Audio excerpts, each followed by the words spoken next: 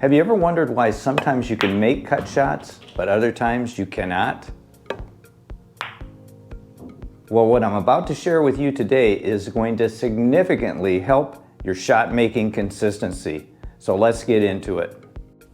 I first want to share with you what the pros know that most amateurs do not.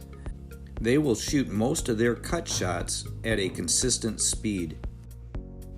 Now there's reason for this, which you're about to see in dramatic fashion in an experiment that I performed, which is very unique and I've not seen online before.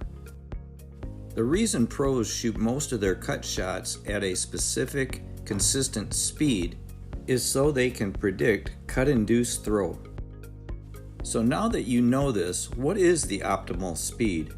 Well, notice here that I'm hitting this cue ball up table and back and then back to the spot. This requires a nice medium hit and is a common stroke speed for most high-level players. So now let's take a look at our layout for our cut-induced throw experiment. Notice how I'm using paper reinforcements to mark these ball locations. These two here are actually frozen together, and by using the paper reinforcements, it really keeps them tight. Now for our red object ball, I've got that located so that we have a half ball hit or a center to edge hit. Notice I'm pointing at the golf tee there. That is an aim point that I will be using so that I can duplicate the shot. And believe it or not, if I didn't aim at the golf tee, I would actually throw the two frozen balls to the point where the red ball would miss the pocket. And to create more accuracy, we are using a 3 1/8 inch pocket reducer. So now let's take a look down the line, and you can see that everything is lined up for a perfect half ball hit or center to edge hit, and we're aiming at the golf tee. So now let's take some shots.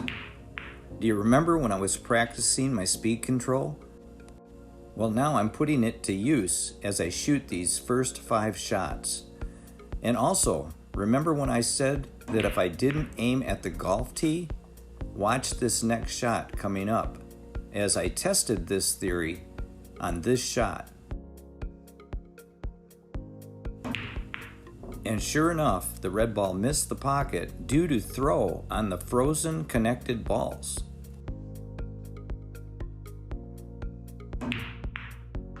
So to confirm my setup, as long as I hit the proper speed, hit center on the cue ball, and aimed at the golf tee, I would pocket the shot every time.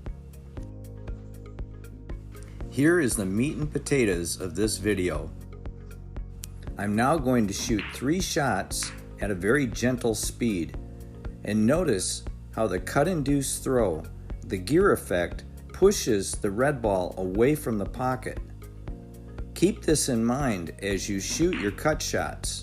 You can only do 2 things. You can either adjust your aim or your speed. I want to cover one more thing about this type shot. If you're at a billiard hall and you're shooting with dirty balls, you're going to have even more throw. So now let's take a look once again when we up our speed.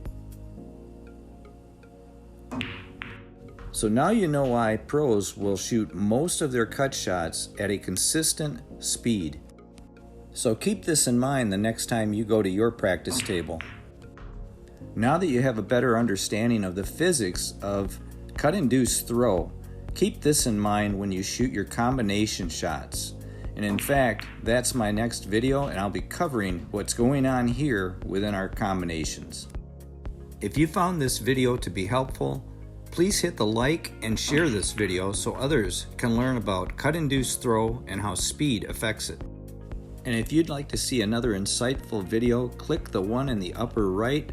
Thanks for watching, everyone. Until next time, like I always say, keep on practicing.